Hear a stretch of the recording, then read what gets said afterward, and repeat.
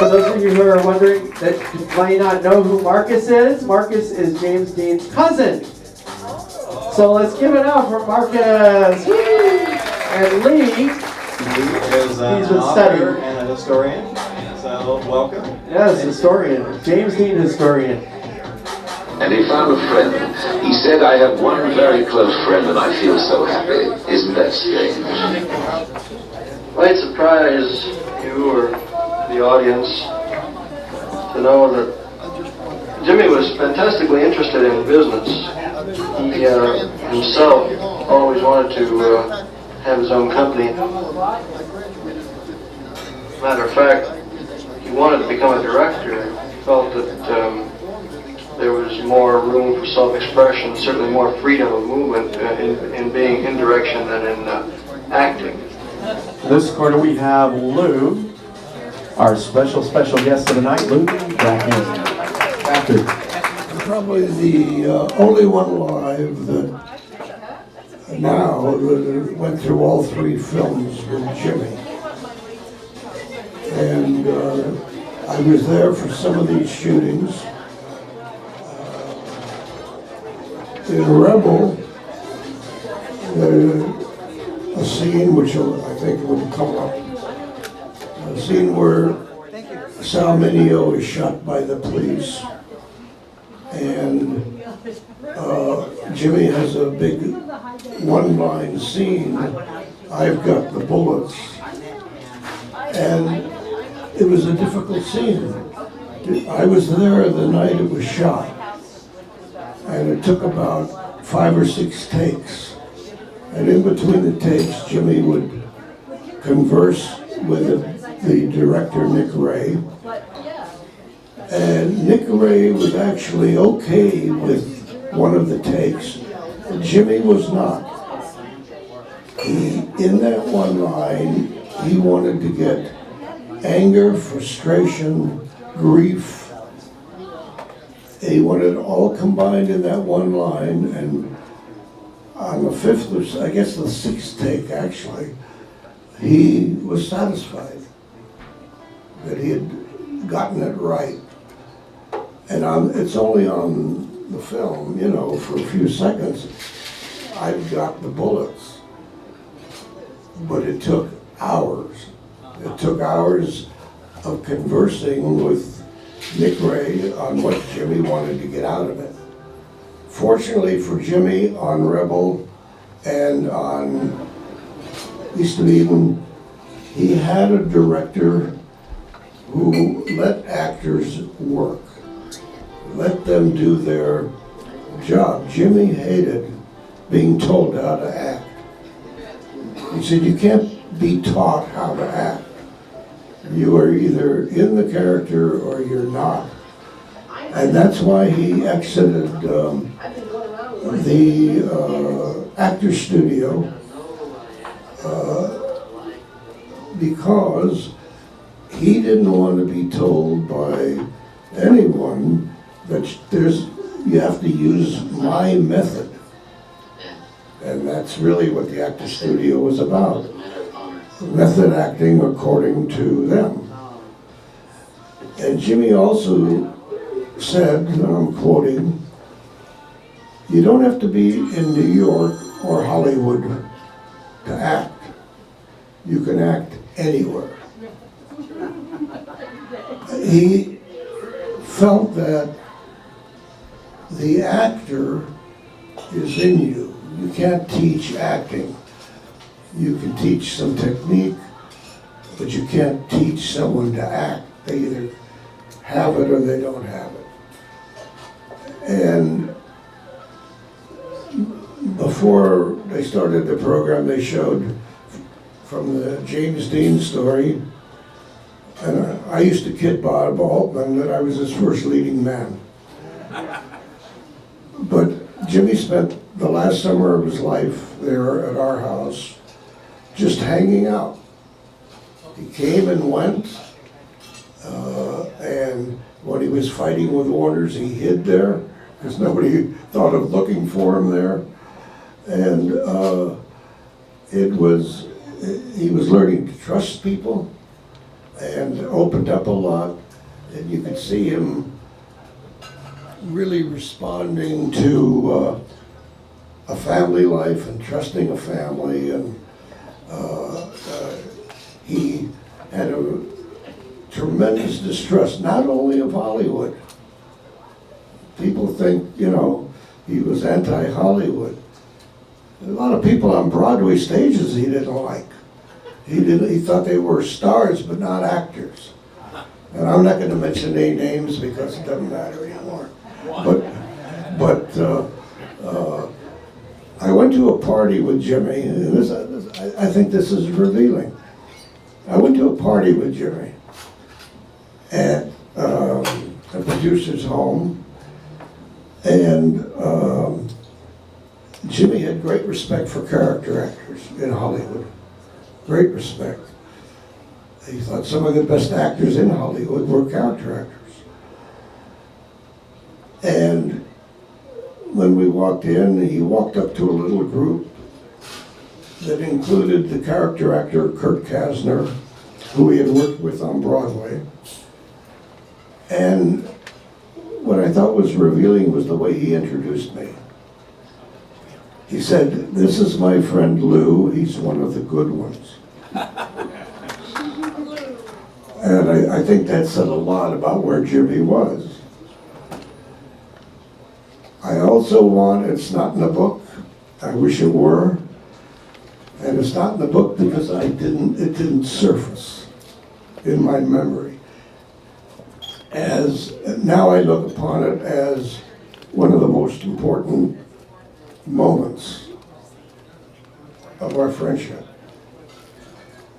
We had just taken Cisco, his horse, to the ranch and dropped him off. And we came back, and on the way back, Jimmy was pretty silent. He was very talkative on the way up because this weight was being lifted off his shoulders. He owned a horse and didn't know what to do with it.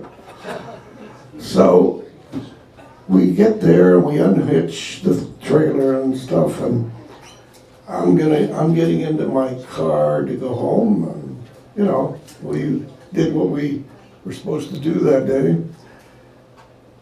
And as I'm about to get into my car, Jimmy said, and these are the words, and it's not the words, it's what was behind those words. Because at that moment, Jimmy invited me into his inner sanctum. He invited it into his most private life. He said, "Do you like Italian food?" It was early on in our friendship. I'd never been to the Villa Capri. The Villa Capri was his hangout. That's where he went to be away from the world. And when it surfaced and I looked back on it, I understood how important that was. It was important to this level.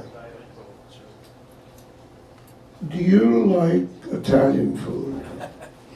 On those words, our great friendship was formed, bonded.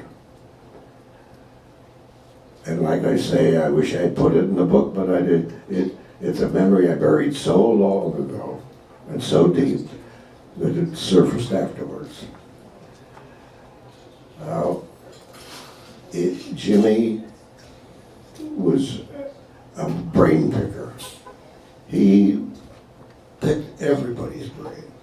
He wanted to know, not just on the set, he picked stuntmen's brains, he picked gaffers' brains, directors' brains, photographer, the people, that made the film. But he was up at the house. My dad, one of my dad's sisters was up there sitting, taking the son. I found him off in a corner with her, picking her brain. He wanted to know all about her and how she got from Brooklyn, New York to Nogales, Arizona, and so forth. When he would go on location at Salinas, think about East of Eden. There's a scene in the bean field. I'm sure you'll recall where he's urging the beans to grow. He got that by talking to farmers in the Salinas Valley. In Giant, where you saw him after Mercedes McCambridge died, pacing off the land she had bequeathed him. That's the way they used to measure their land in Texas. The old Texans told him that in Marfa. He incorporated it. The scene above on the water tower where he sits down and legs hang over. Kids used to do that. Now, George Stevens hated that kind of improvisation. He thought that he was going to tell them how to act. Jimmy didn't have that in East of Eden and Rebel. He had directors that were actors directors and not children. So the story, stories behind his 3 films, there are little things in there that were pure Jimmy, where one thing led to another, and he would incorporate them, but he also would store things. Now, the other thing I want to verify for those that don't know, for some reason, I can't remember why, we never went to the Villa Capri early, during dinner. But this one Saturday night, for some reason, we got there about 7:30, and it was jammed. And in the bar, when you walk into the villa, in the bar's to your left, there's a banquette that would seat 8, right at the door. The waiters called it Siberia. That's where they put tourists. Well, it was empty, and Patsy DeMore, the owner, said, that's all we got right now. And Jimmy said, fine, who cares? We didn't care, really. So we sat, which put us opposite the front door. And Jimmy had this habit of drinking this horrible drink, wine in 7-Up. And I used to tell him, I hope they're not using good wine. And he was kind of looking down at his glass. I love to watch people, and I'm looking at everybody, and I see Alec Guinness and his companion for the night walk in. They take one look at the crowd and they walk out. So I said, you know who just walked in? And Jimmy said, who? I said, Alec Guinness. He said, Alec Guinness, and he's out the door, and he grabbed Alec and his companion, brought him back in to have dinner with us. Jimmy had never met him, but he, of course, respected him tremendously. And that's how we spent the evening with Alec Guinness. Now, 2 things happened about that. Jimmy just got his Spider, and he said he wanted Alec to come out to the parking lot to see his Spider. And I wasn't about to go. I just rode with him in it. And they went, and when they came back, I noticed that Alec Guinness was almost ashen-faced.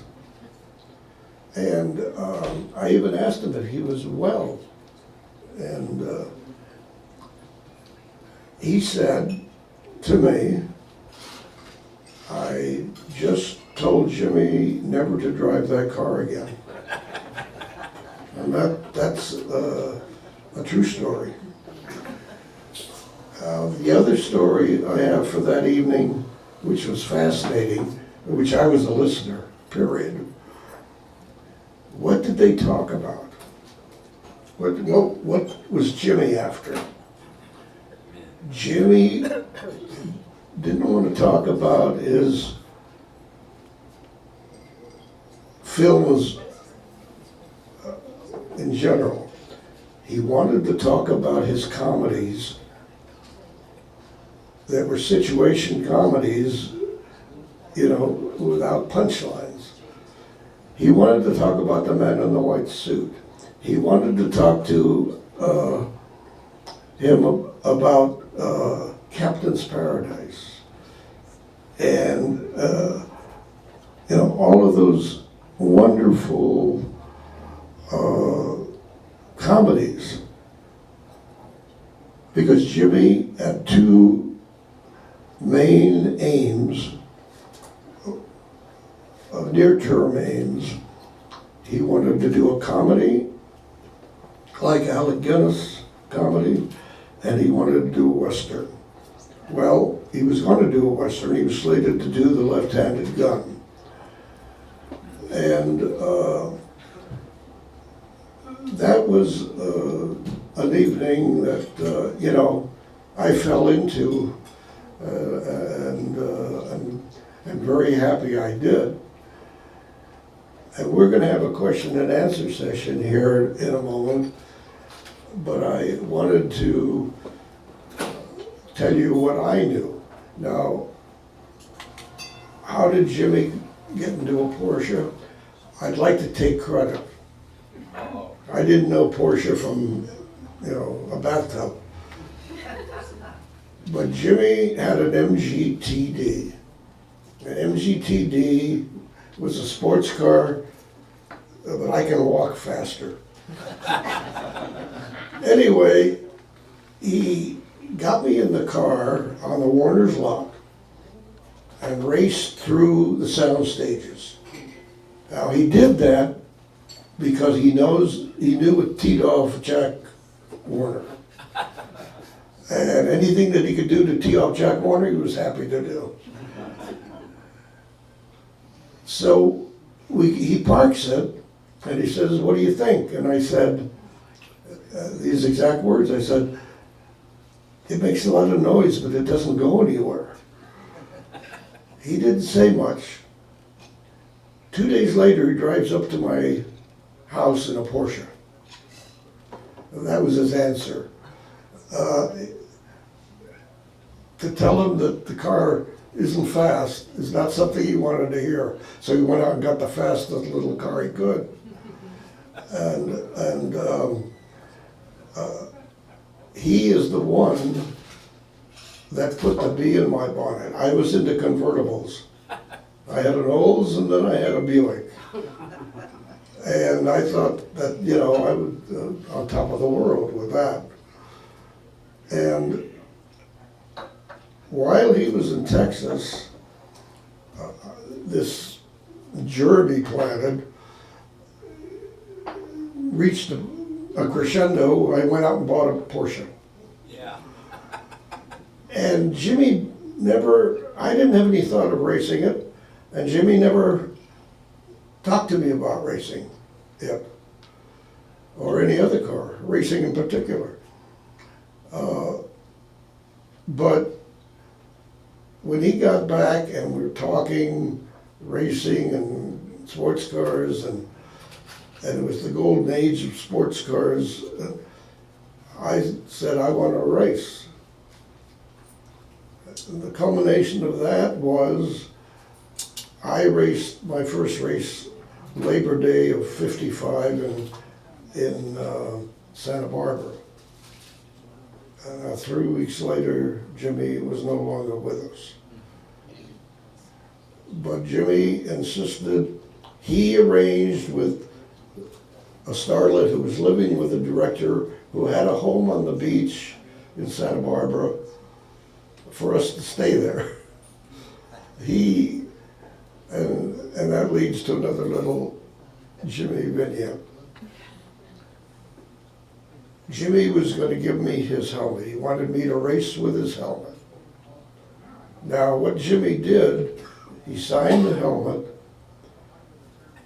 at the house. We were up there in my room, and he said, "Does your mother have any clear nail polish?" And I said, "I guess, I don't know." So I went and looked, and I found clear nail polish, brought it back. Jimmy put nail polish, a clear nail polish over his signature to protect it. And then he said, "That way I'll always be with you in the cockpit." Now, before that happened, I knew I was getting the helmet. I went to work every day. For some reason, Jimmy was at loose ends in the middle of the day. He was working on Giant, but he was at loose ends. He comes up to the house. The only one there are my mom and dad. We had a habit of walking in the back into the kitchen, just like we did at the Villa Capri. And Jimmy says, "Here's the helmet for Lew."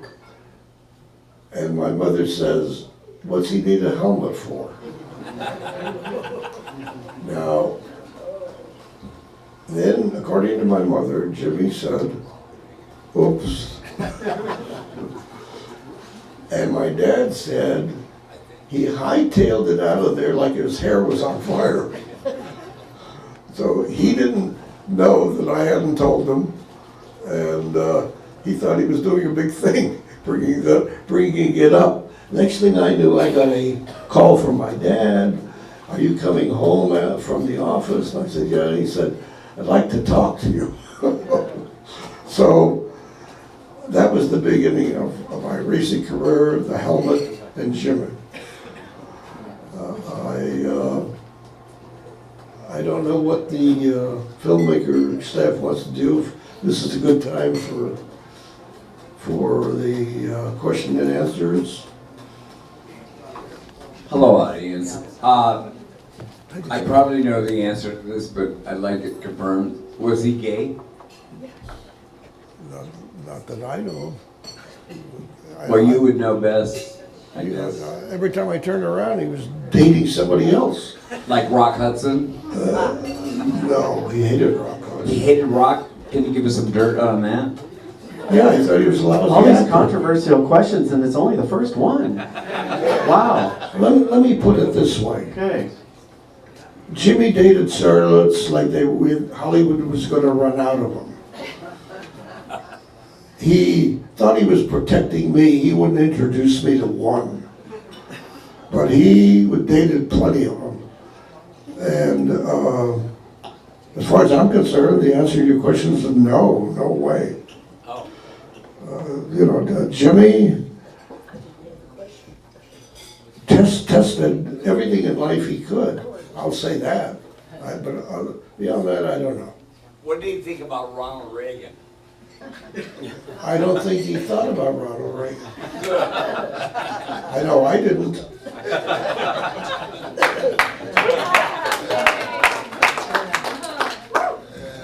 Now, Lew, if you'd like to go back to the show, just let us know. This is a rare little sequence here with Ronald Reagan. We could watch a little bit of this to kind of, you can interact too and talk with it if you'd like. I don't know what it's TV, isn't it? Yeah, we could bring up the volume of this. This is kind of rare footage with, no? Okay. So we'll keep talking then. Anybody else have a question? Raise your hand. Lew, do you remember the story you were telling me about going to the commissary with Jimmy when he was dressed in his East of Eden outfit? And you know who walked in wearing his, you know what outfit from his movie? That was my first lunch, first meeting with Jimmy. My cousin and great friend, well before Jimmy, 1947, Leonard Rosenman, called me and wanted me to come out to the Warner's for lunch. And I came out to Warner's, to the green room, and he had this guy with him in the booth. He said, this is Jimmy Dean. You know, he could have said, this is Napoleon. It didn't make any difference. I didn't know. Nobody knew him. And in that lunch, for the first half of that lunch, Jimmy was silent. He was watching. Lenny and I hadn't seen each other because he was living in New York. And so we were, you know, really catching up, and we were laughing about some things, and Jimmy was taking this all in. And Lenny and I made a few disrespectful remarks about Hollywood and so forth. And I think Jimmy started to, well, he trusted Lenny, but I think he was starting to kind of see what I was about. And for some reason, I asked, you know, the general question, why do they call this the green room? And that's when Jimmy stepped in.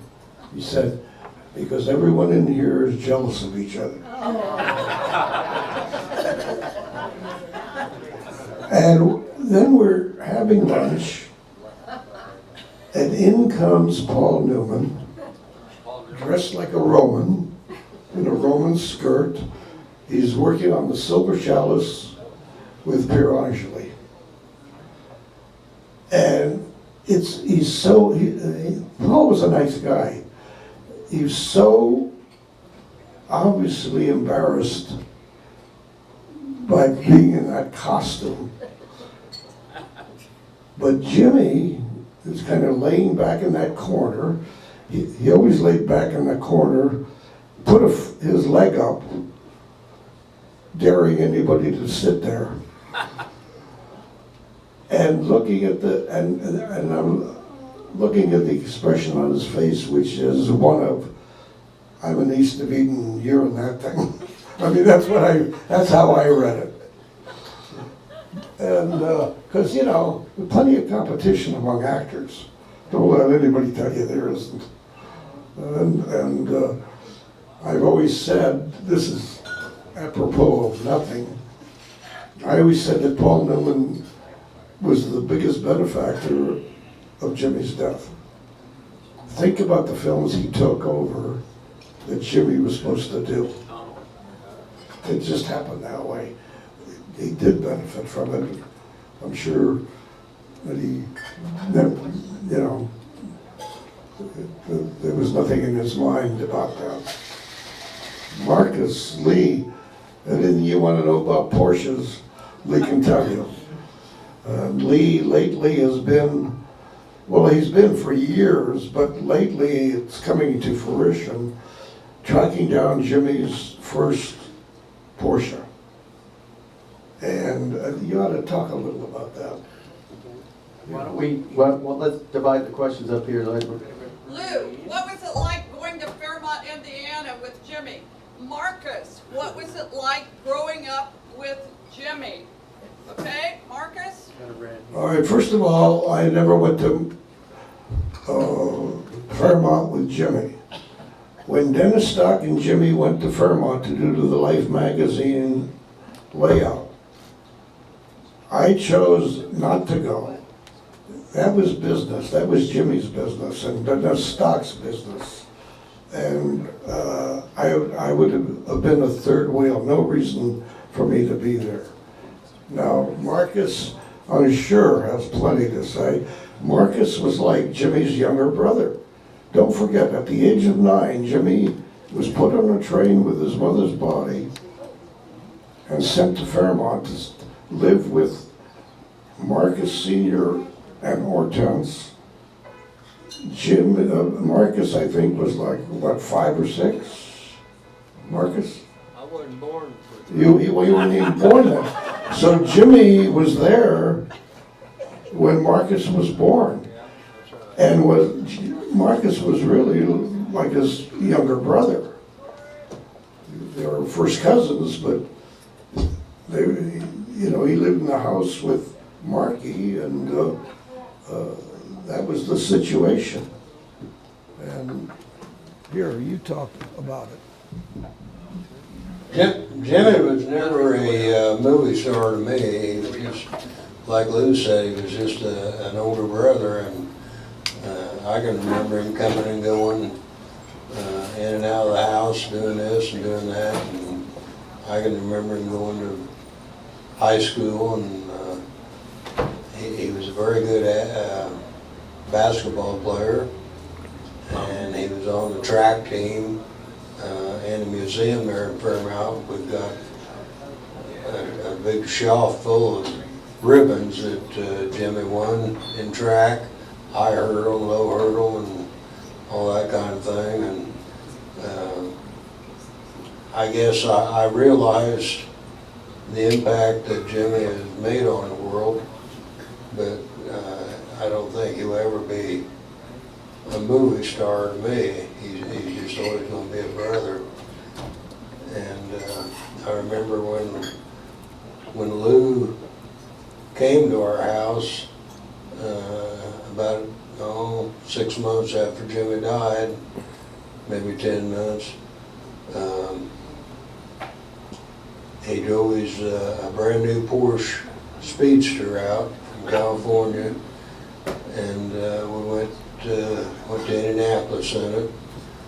And I've got a lot of memories like that. Jimmy was just a great person. I don't know what else to say. He just, I remember one time the drugstore in Fairmount had a contest where people would buy something. This was at Christmas time, and they would sign a ticket and put whoever's name on the ticket they wanted to win something. And Jimmy had everybody sign my name, and I won electric. Lying all electric train, and I've still got it. All right. What about the Soapbox Derby Car? Well, that was something I had built just I don't know, the summer before Jimmy and Dennis Stalk came to visit, which was in 54, February. 55. Yeah, 1955. And Jimmy pushed me down the hill in it, and we've got a big hill there by our house. And, he pushed me down the hill on that, and of course Dennis took pictures, and that picture has been on more magazines and so forth than I can think about. But it's been a wonderful life because of Jimmy. What about the swimming hole? Well, the kids used to come out to our house. They didn't have stuff to do then like they do now. And they would come out and ice skate in the summer or in the winter behind our barn with a big pond. And Jimmy was a good ice skater, and friends of his would come out, and Dad was a good ice skater, and even some of his friends who were older would come out and ice skate. And Jimmy liked to play hockey out there. And in the summer, they swam. And we used to have a dog, a black and white dog. He's in some of the Dennis Stalk pictures. His name was Tuck, T-U-C-K. And he would swim out there where Jimmy was and try to get up on his back and push him out of the water. And And there was also a wide spot in the creek where Jimmy used to swim quite a bit. And it wasn't as dangerous there as the pit was behind the barn. But Jimmy was always doing something.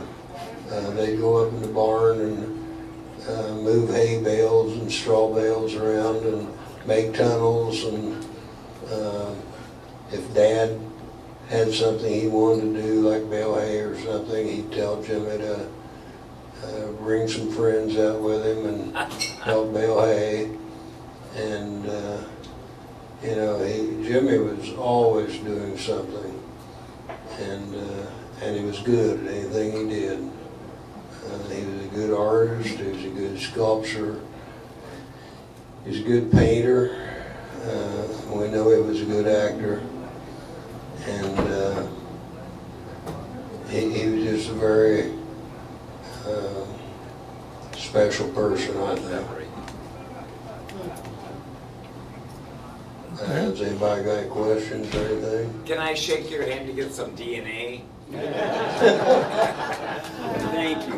Thanks for the great stories. And what, I want to buy your book. Is it for sale? Yes. Oh, yeah. Yeah, I have a question.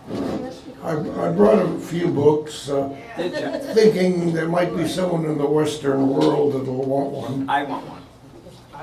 And, I have a question for Mr. but I'm a terrible self-promoter, so I didn't mention it. Would, after he became famous and he came back to his hometown, did your parents still make him do chores, and was he treated extra special, or was he just kind of No. the same? By the time he came back, he was too old for anybody to tell him what to do. But actually, it was in February of '55 that Dennis Stalk came back with Jimmy, and people in town knew that Jimmy had made East of Eden, but it hadn't came out yet.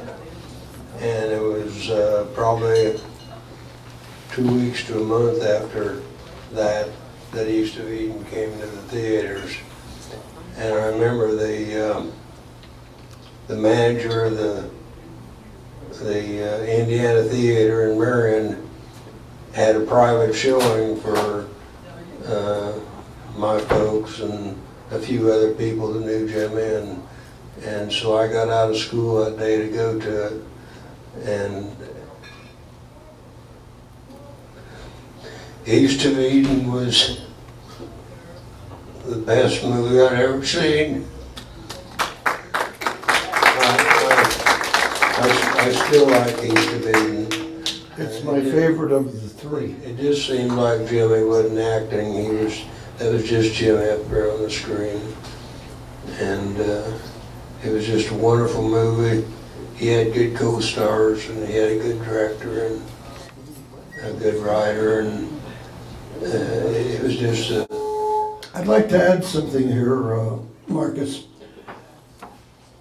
I met Jimmy when he was no one. I was with him through that, from that point to the rest of his life. I was with him through 3 films. I was with him when he went from no one to the hottest star in the world. From the standpoint of my friendship, or me, and my folks, he never changed. He was still just Jimmy, hanging around the house. When he hit out fighting with George Stevens on Giant, where did he hide out? He hid out at our house. But he, as a person,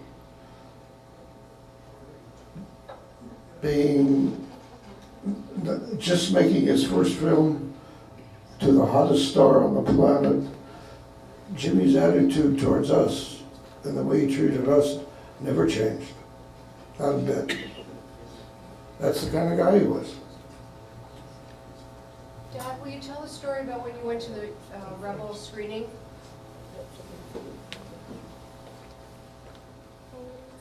Well,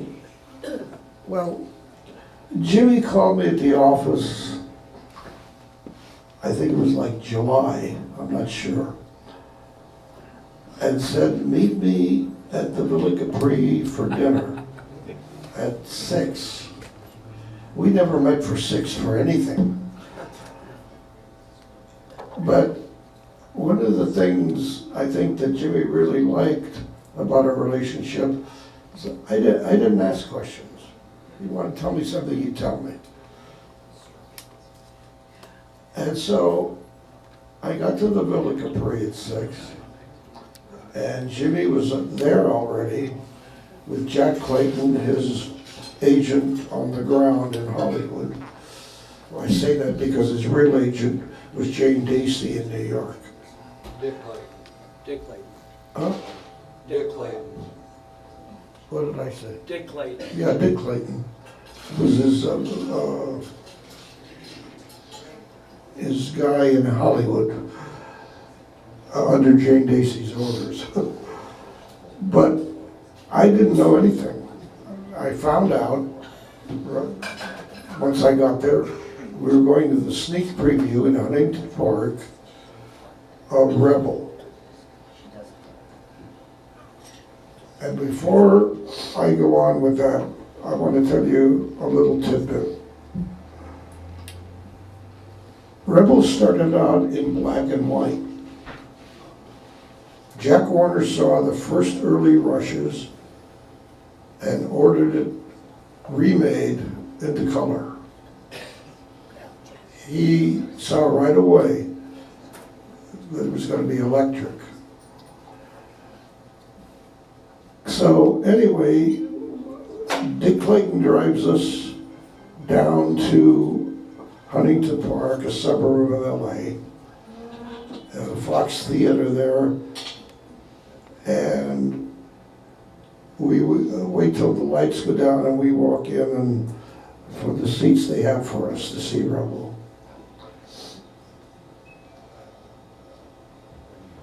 And we sit there, and basically the three of us were like statues. We just sat and watched. And there were some murmurings in the crowd, but you didn't know whether they were good murmurings or bad murmurings. And just as the credits flash at the end, we get up and they take us into the manager's office, which is small. And in there are 3 suits from Hollywood. My friend Leith Adams, who retired from Warner's a couple of years ago, understands that. And they're waiting for the cards, the preview cards, that audiences filled out on their way out of the theater. And they bring them in, and the Warner Brothers guys are looking at them, and I can see they're looking at each other. They're like stunned because the preview cards, without exception, are over the top. And so I knew, I mean, in my own mind, that this thing was going to be big. And so we leave there, we drive back to the villa. Dick Clayton makes his goodbyes. Jimmy and I are sitting in a booth. And as always, I'm sitting on one side, Jimmy is in a corner of the other with his leg up. We're there a few minutes, maybe 10 or 15 minutes, and in walk Natalie Wood, Dennis Hopper, and Nick Adams. Nick Adams had problems. He had a particular problem with me because he his ambition in life was to be Jimmy's best friend. And so he considered me an enemy, really. Anyway, they sit in the booth next to us, so that Natalie and Nick are back to back with me. And all of a sudden, Natalie is hanging over into, like she's gonna fall into my lap. And she's happy and giddy and asks me, what do you think? And I said, I think everybody in that movie's gonna do very well. All of a sudden, a voice, Nick Adams, are you with me or are you with him? She makes a face, you know, not a nice face, and says, I better get back. Now, Jimmy doesn't say anything. He doesn't say a word. He just watches. First of all, he knows I take care of myself. Second of all, he wants to see what's going to happen, if anything. Well, nothing happened. But Jimmy never talked to them, never even acknowledged they were there for the rest of the evening, which I thought was interesting. Jimmy and I were sitting in his kitchen in Sherman Oaks at the kitchen table. We're having this very heavy philosophical discussion. Could you have sex in a Porsche Speedster? And, you know, we're talking about how it's probably impossible. But in the middle of that week,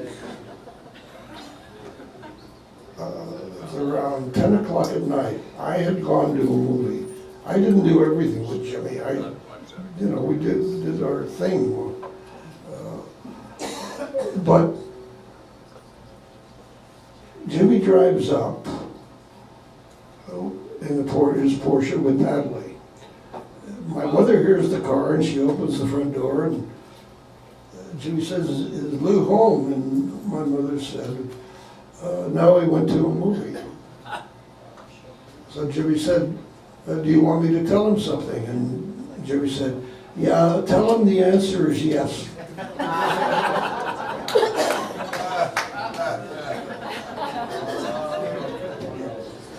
Anybody else for anybody? House door. And that other picture is our son, which we added on the back. There you are right there. On television. He's been on a lot of television. The house looks pretty much like it always did. Your hair looks a couple good. rooms on, but Your hair looks good. That's the old high school. the high school is gone. The high school history. They tore it down about a year ago. Yeah. And now out there is the old motorcycle shop where Jimmy I want to say something about that. Jimmy used to loaf a lot. That's Mrs. Carter. And Mr. and Mrs. Carter didn't have any children, so they kind of took Jimmy under their wing too. And I visited in '56 with the Porsche. Remember, we went down to Carter's, yeah, you and I, to change the oil in my, because he was the only one that had the oil that I would put in the car. yeah, I remember that. Remember that? Yeah. Marvin's sold Marble Mystery Oil. And what else did he, what kind of oil was it? He was one? It wasn't Pennzoil, it was, It was something that no one else carried at the yeah, time. nobody else carried it. And Mr. Carter had some down there. And Yeah, we jacked up the Porsche and we did it ourselves. Yeah. We have a question over here for you, Marcus and Lew. This gentleman, what's your name? Charlie. Charlie has a question. Well, first of all, I want to thank you both for being here. I'm a fellow Hoosier. Moved here a year and a half ago from Santa Claus, Indiana, down in southern Indiana. But Jimmy was, James Dean, as I know him, was a beautiful person. I think everyone in the world would agree. Did you ever see him be ugly to a person that didn't deserve it, you know? I never did. I don't know about Lew. Let me say something. Number one, Jimmy was shy. He was a shy person. Hoosiers are. And number two, without his glasses, he wouldn't know his mother. And so people would think he was being rude when he didn't even know them, couldn't see him, walk right by him. I never saw Jimmy rude to anyone knowingly, ever. Well, I think all the smartest Hoosiers, we always wear our glasses. So. Well, he did. Now, you know, Jimmy had a plate. He had teeth knocked out in front. And he would, I missed telling this little thing. For shock value, because Jimmy had a great sense of humor. Jimmy loved to laugh. He would, like, if we were sitting at a table with people, he'd take them out and put them on the table. Just to get their reaction. And he had that kind of sense of humor. And that's a Hoosier. Yeah. And how did he lose those teeth? He lost them in the barn. Dad had made him kind of a trapeze type thing, and I don't remember if he fell or whether he got against a post or something or what, but he lost a couple teeth. And he liked to take his tongue, as I remember, and get up there and pull them teeth down. And that would definitely get your attention. But I've got a letter at home that he sent to his dad. This is when Jimmy was in New York, and his teeth were causing problems. And he wrote a letter to his dad and wanted to know if his dad would come meet him in Fairmount and make him some teeth, because Jimmy's dad was a dental technician, yeah, dental technician. He could make teeth. And Jimmy drew a picture in this letter of his teeth. I mean, it really was very, very good. And so I remember he did, and Uncle went and come from California and spent 4 or 5 days there in Fairmount. And Jimmy came from New York, and Uncle Wynn made Jimmy some new front teeth. And you know, that's just one of the things that happened. Jimmy one time, he told Mom and Dad, or he wrote Mom and Dad to tell me to send him pictures. Well, I drew a picture of a castle, and you know how castles got gun turrets and stuff up the top and so forth. Well, I think Jimmy mistook that for a prison, because he wrote right back and said, don't draw things that are confined, draw things that were made by God.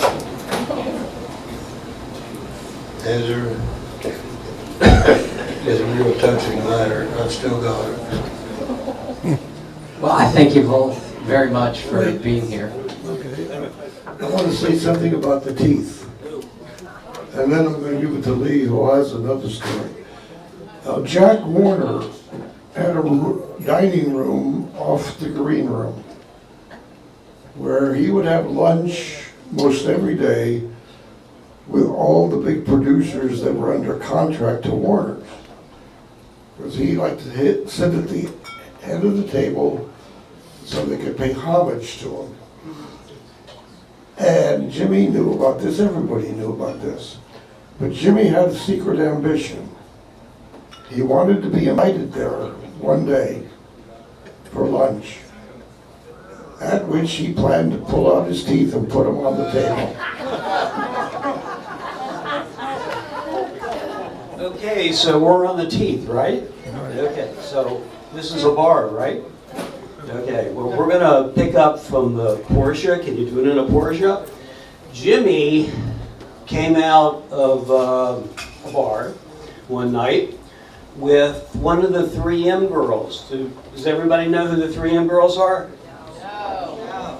Come on, there's Marilyn Monroe, Jane Mansfield, and you got it. And Mamie Van Doren came out with Jimmy, and Jimmy says, "I'd like to take you for a ride on my motorcycle." And she says, "But I'm wearing this tight skirt." And he says, "Well, hike it up and get on this bike." So she hikes up her skirt, she gets on the bike, and Jimmy liked to scare girls by driving as fast as he could in a car or on a motorcycle, and he took Mamie up Laurel Canyon as fast as he could, and she told me that she was not scared. And I said, this is by an interview. I said, "Well, why weren't you scared?" She said, "Well, my dad had an Indian motorcycle. I knew what that was all about, riding on the back." She said, "But I buried my head into his leather jacket and I almost threw up." And I said, "What?" And she said, "It smelled from cigarette smoke." And she couldn't breathe. Anyway, so they got to the top and Jimmy said, "I'd like to kiss you." And she says, "Well, you know, we could have a real date. You could call me and we could go out." She said, "No, I want to kiss you." So he kissed her and she said, "You know, there was something funny going on inside his mouth." And I laughed. And she says, "Why are you laughing? Do you know why it was so funny?" And I laughed some more. She said, "Did you ever kiss Jimmy?" And I said, "No. I was 10 years old when this happened." And she says, "Well, why are you laughing?" I said, "Well, the reason it was funny inside of his mouth is because he had a bridge and you were feeling the posts." And she said, "Oh my God, it's taken 50 years to figure that out." Anyway, Mamie's quite a character. She's in her 80s, she looks great, and she gave me a good interview, which I had put in my first book, James Dean at Speed. And there's a lot of stories out there. And when you do these interviews, you just trip over them and all that stuff comes out. So that's the end of the T story.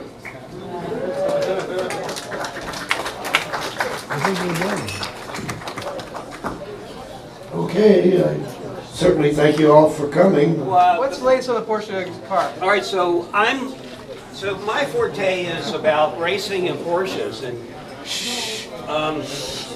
you know, unbeknownst to me, I lost my mom when I was 10 years old, and so did Jimmy.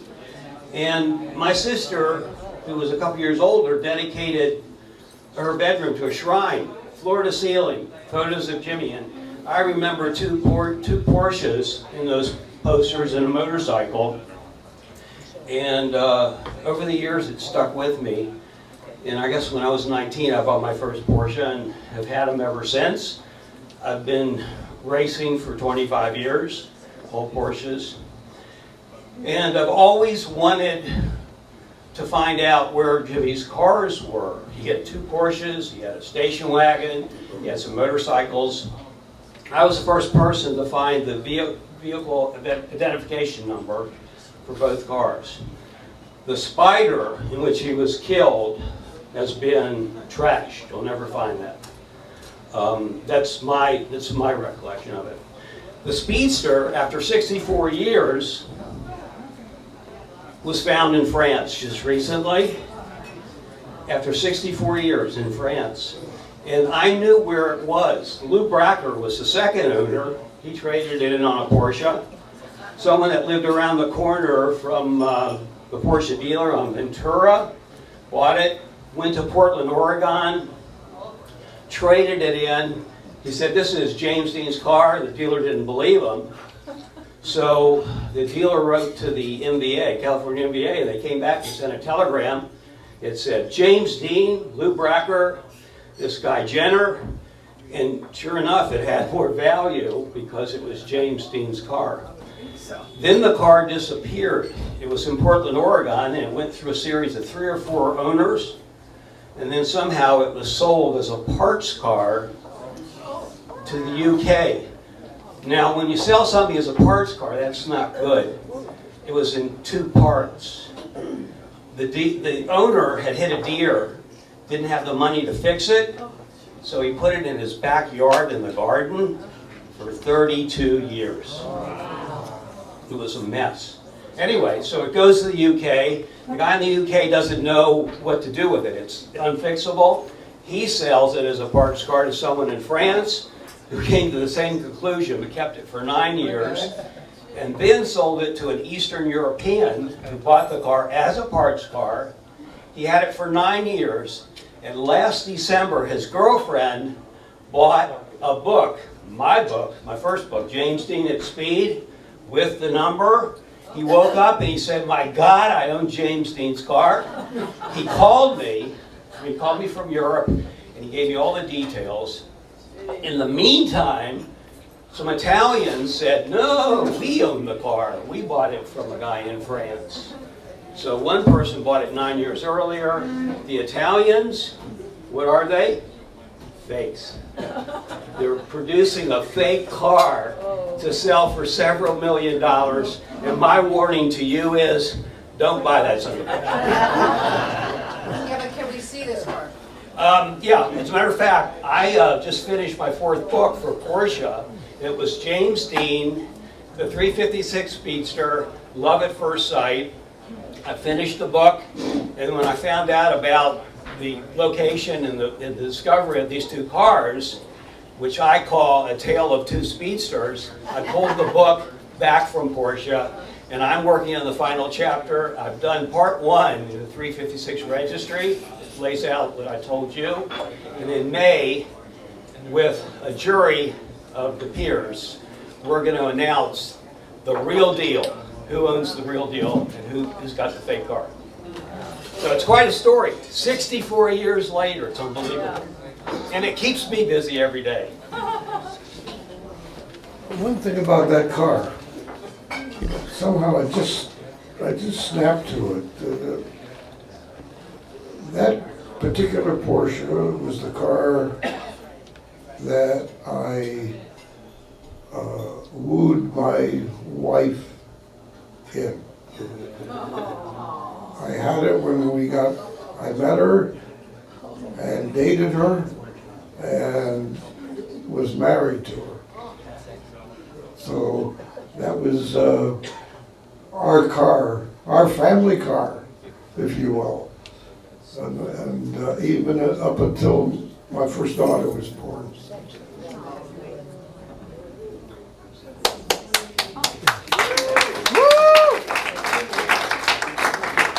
Can I ask Marcus a question? Huh? Can I ask Marcus a question? Sure. Marcus, what has been, all of these years of your life, what has been the most often asked question to you by fans about Jimmy? What do they want from you? What do you think they want to hear? Well, they all want to know what he was really like. And that's a tough question to answer. He was like a brother to me. But Jimmy had so many friends, and as strange as it sounds, they didn't intermix. He had a group of friends here, a group of friends there, and a group of friends over here. None of them seemed to know each other, but they all said they were Jimmy's best friend. And that's the question everybody wants to know. What was Jimmy really like? And it's tough for me to answer, because the answer that I have for something like that's not the answer that people want to hear. they see him as a movie star, and I just don't see him that way. What do you think, Lou? What's your opinion? What was he like? really like? He was a guy. He was a pal, he was a friend.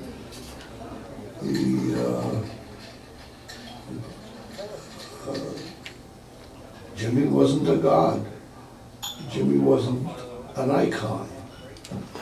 Jimmy was a Midwestern guy, but Midwestern with a healthy dose of Southern California. There was always, I was aware of it all the time, and particularly after he died. Always a competition, it seemed to no, I was his best friend. No, I was his best friend. Marcus can attest to that. I really don't care about the title. All I know is that for the last 16, 18 months of his life, to a great extent, it was Jimmy and me. So, make of that what you will. Buy the book. Say, Marcus, can I ask you something that I've never asked you? I think it was Lee, who's here somewhere, Lee Adams, who created the Warner Brothers Museum, is here somewhere. Is it true that you are responsible for the law that's in place for celebrities who have passed away and who owns their image? Didn't you take that to the Supreme Court? Well, I can't say that I'm the sole responsible, but after we started licensing Jimmy for products, people wanted to make things.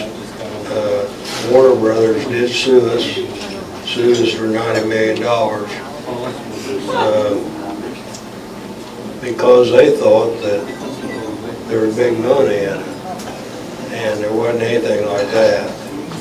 And as it went on for about a year, and finally there was a trial, and the judge awarded us the ownership of the name and the likeness and the voice and stuff that we didn't even ask for. And the very next week, CMG, which is the agent for us, their phones were ringing off the hook from actors and actresses wanting to know what's going on, because if we had lost that lawsuit, they knew they were in a lot of trouble too. And is it true that the James Dean estate is the #1 income-producing estate of all the... It was for a long time. Things have slowed down a lot, and the way of licensing on Jimmy. I don't think that means that he's any less known or any less liked, but you can only sell so many T-shirts and mugs and that type of stuff, and it has slowed way down. But that lawsuit really set a precedent, I think, oh, yeah, for all icons. Yeah, that lawsuit was, it was just like a death in the family when it was going on. But I'll say one thing, Warner Brothers sure has treated us good since. I don't know that had anything to do with it, but matter of fact, one of the gentlemen here worked for Warner Brothers for years, and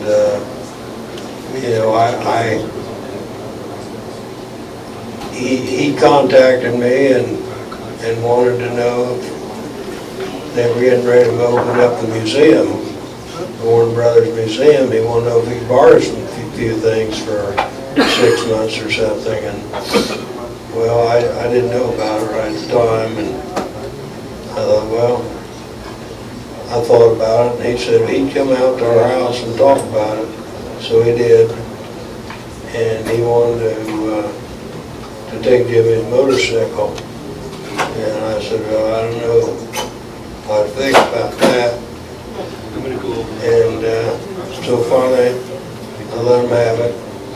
And they made it the most fancy showcase you could ever imagine. It sets down over, and they made a showcase for a stand-up like you see in the pictures for Giant. I've got one of those. And a year or so later, they sponsored the James Dean stamp. And they've just been wonderful.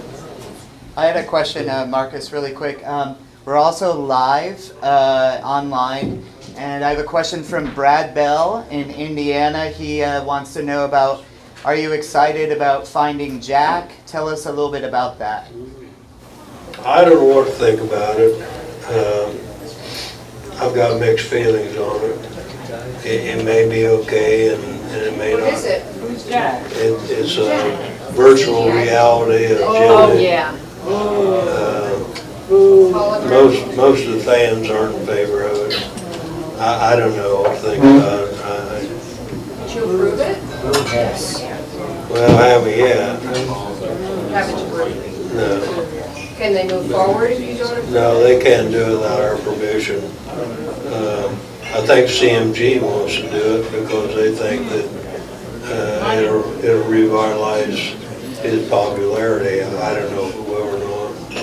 It might, it might not. So maybe we can get a show of hands. Is this going to be, this was just on the news again today. It's really newsworthy. And it's a character from the Vietnam War. So it's not, it's not from the 50s. It's a character that survives the Vietnam War, Jack, and it's James Dean's image and his voice. So I would like, just curiosity, because this is big stuff. How many in this room would be in favor of that, or how many would be opposed? No way. No way. No way. No way. No way. Tacky. So why is it no way? What's your feeling? It's a manipulation of identity. He can't say yes or no to this role. Right. It's about performance. I mean, an actor's process. It's not real. It's fake, isn't it? And it's not I want to get comments from Hollis. Hollis is a journalist and a filmmaker, and is working right now. I haven't introduced you to Marcus yet, but is working right now on a James, what's the exact title? It's right now. It's called Postmodern Conclusions on the Death of James Dean. Right. And it was really a labor of love that we started. I think it was way back in it must have been 2011. We went out to Fairmount and just sort of did a preliminary, visited the gallery, etc. And it kind of just grew when I found all the misconceptions about James Dean and in researching Dean and his history, just how many misconceptions there are about him.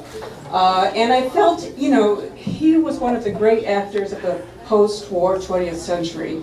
And for him not to be portrayed correctly in the media, and especially online, I thought it was just a tragedy. So I decided to just slowly start my own documentary about that inquiry. Who was he? What conclusions can we draw about James Dean at this date? And along the way I met Lew, who sat for us for several hours, for 2 days straight through, for interviews about Dean, and Dan Tana.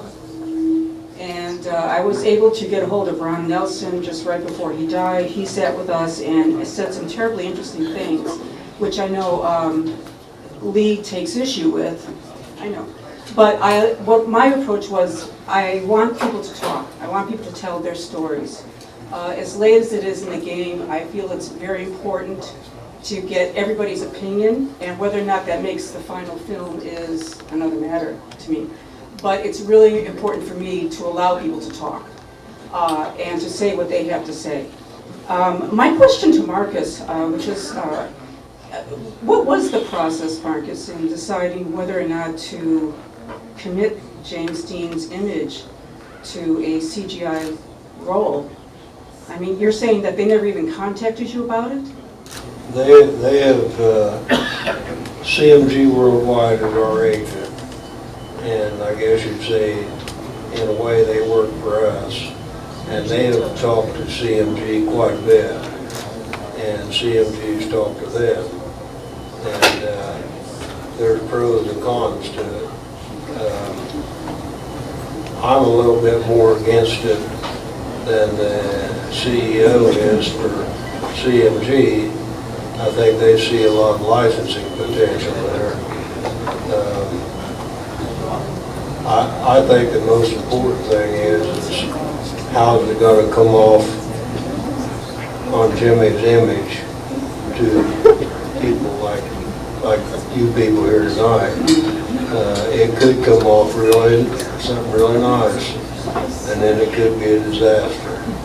Yes. And I just don't know. My whole question was about that particular role is, how could it be any kind of authentic performance from James Dean? He's not alive to give that performance, and it's somebody's interpretation of a performance of what he would do in that role.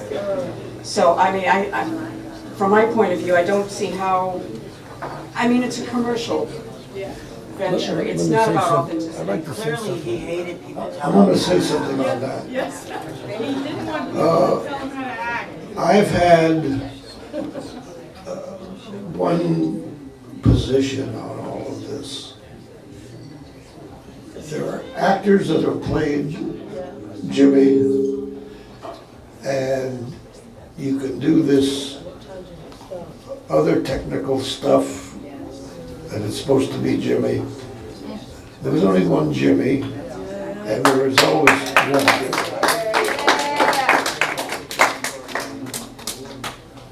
You can play him, you can't be him. Exactly right. Yeah. I think it's a total distortion. And you're absolutely right. And you know, it's like you go on Facebook and you see James Dean standing next to Elvis Presley. Never happened. It's photoshopped. And that's what this is. It's photoshopped. There is only one James Dean, and there's only one Porsche Speedster. I promise you. I had a quick question. From Philip Timos, also from Indiana and Australia. Say hello to Philip for me. He's saying hello to you now. The question is, how do you feel that James Dean will be remembered in the future? I don't care. I won't be here. The future for me is now. And Remembered Jimmy, possibly for the younger generation. Jimmy is Jimmy for whoever. And talk about the future, let's see if we have one.